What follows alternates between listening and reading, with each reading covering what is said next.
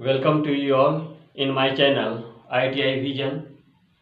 Today I begin to describe about preheating and cutting. Preheating. At first I want to say the definition of preheating. Preheating is a process to heat the metal before cutting at ignition temperature by oxyacetylene flame. इसे हम इस प्रकार समझ सकते हैं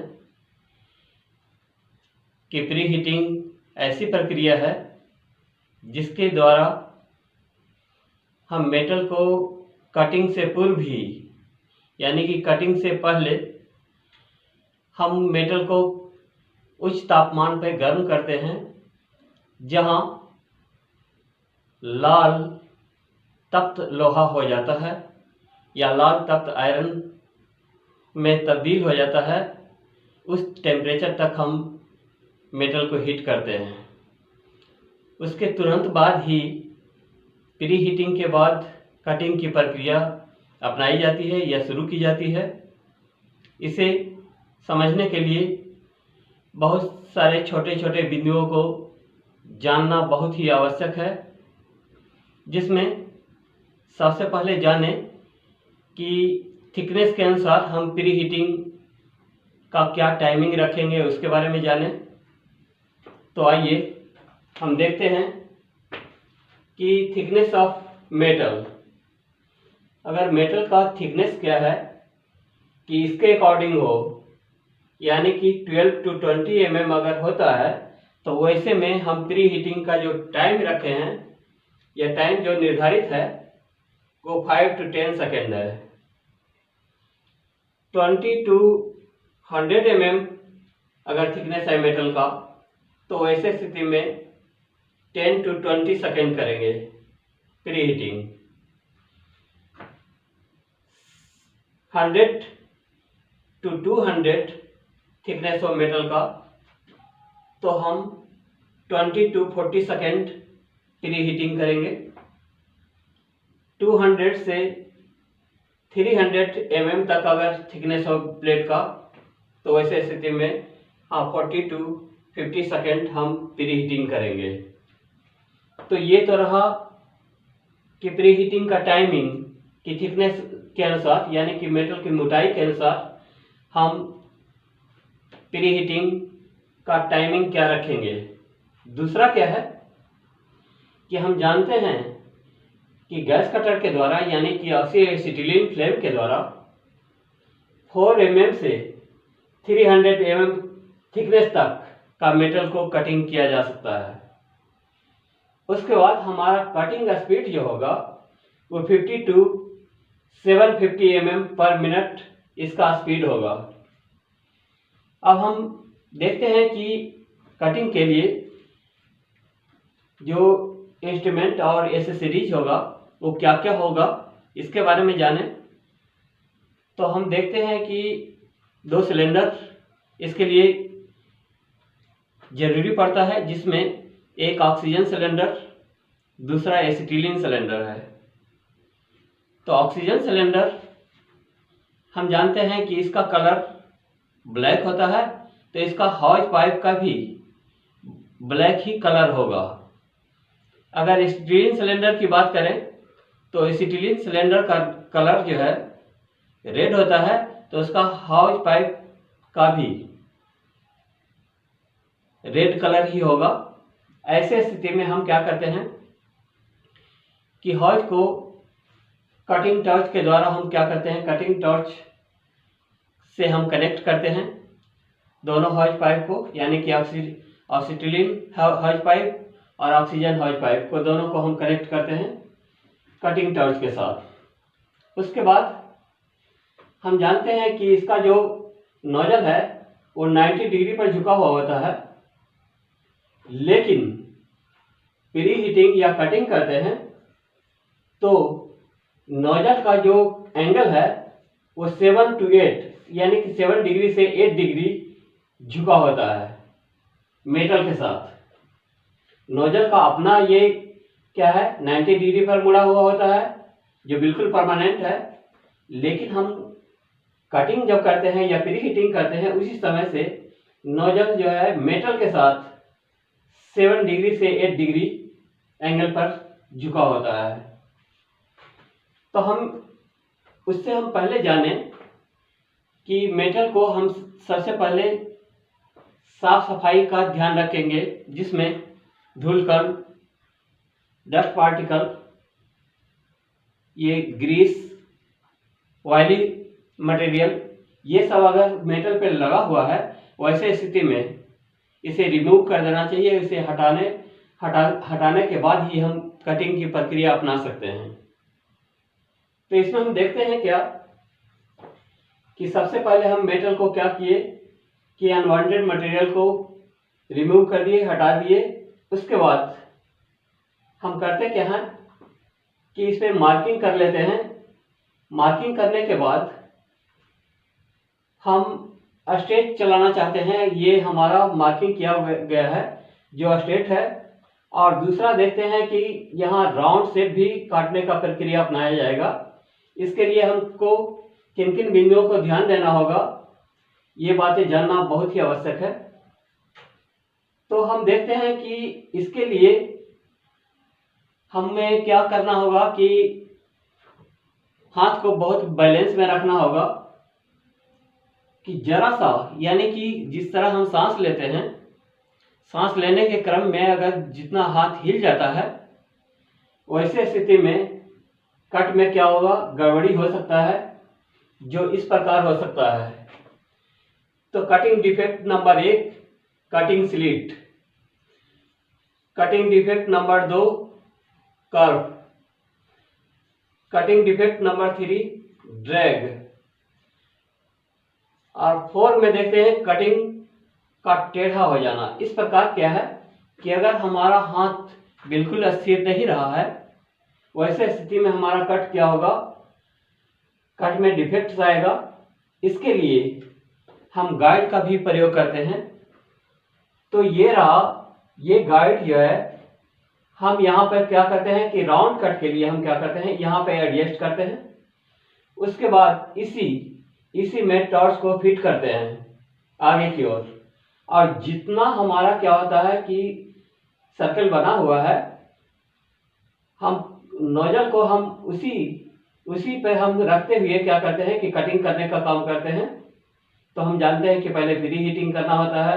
उसके बाद इस प्रकार हम क्या करते हैं, धीरे धीरे कटिंग स्पीड हम देखेंगे कि मेटल थिकनेस के अनुसार हम हमारा चाल होना चाहिए। उस आधार से हम क्या करेंगे, धीरे धीरे हम राउंड शेप काटते हैं। इसके लिए गाइड होना आवश्यक है।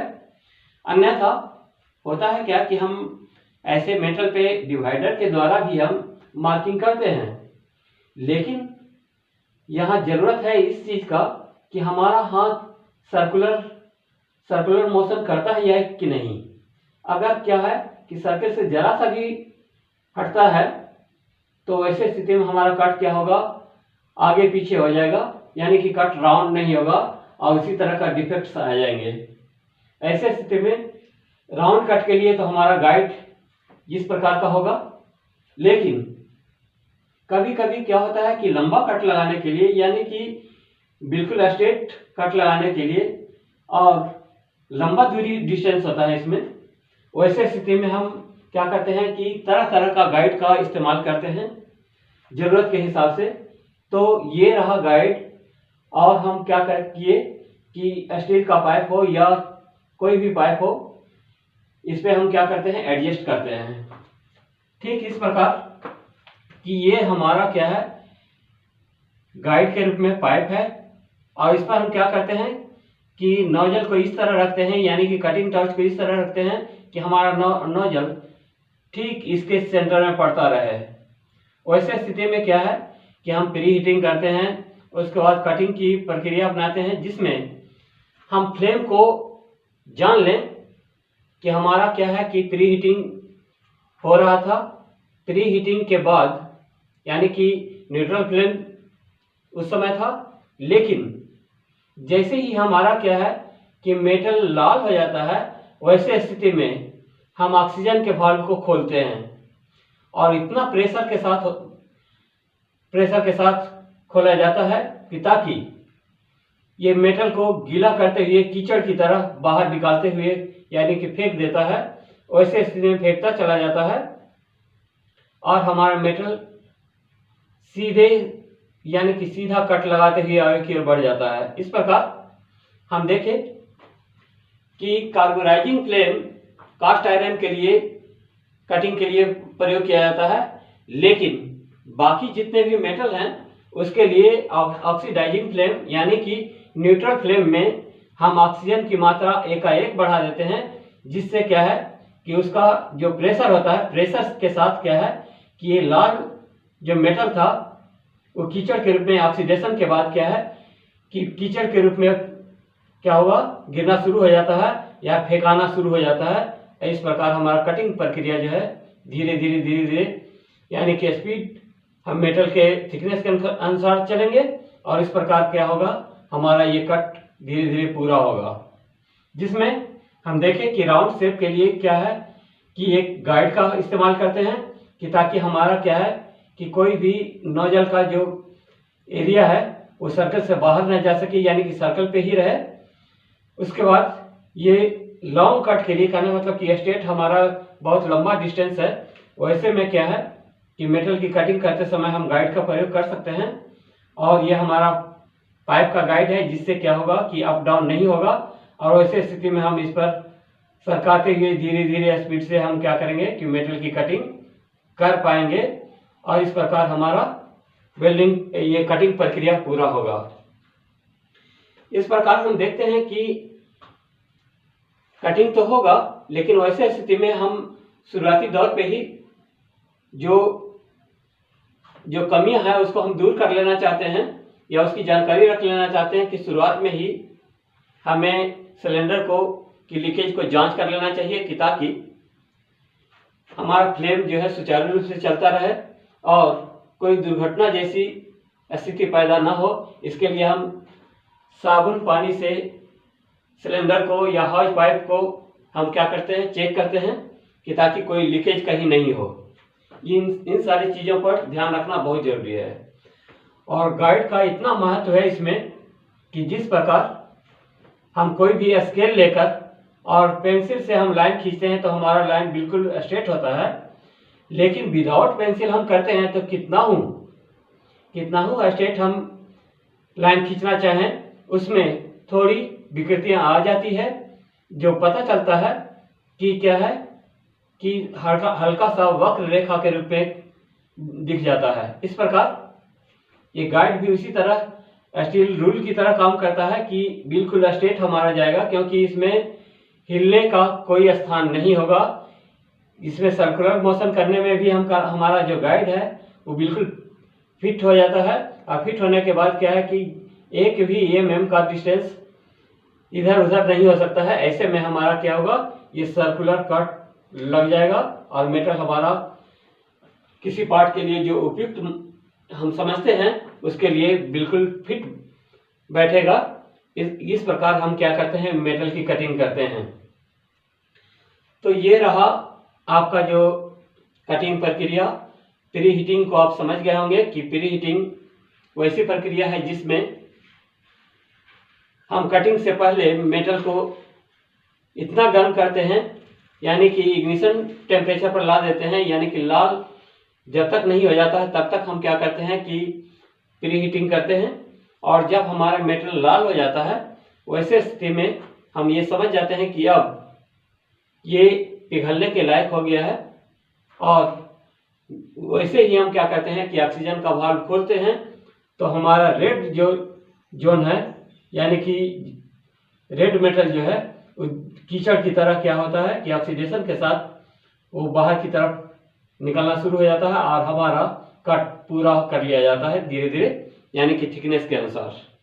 इस प्रकार हम समझ गए कि एंगल हमारा क्या है कि 7 से 8 डिग्री झुका हुआ होना चाहिए, लेकिन हम ये जान रहे हैं कि नोजल बिल्कुल परमानेंट है, इस कारण से वो अपने में 90 डिग्री पे झुका होता है।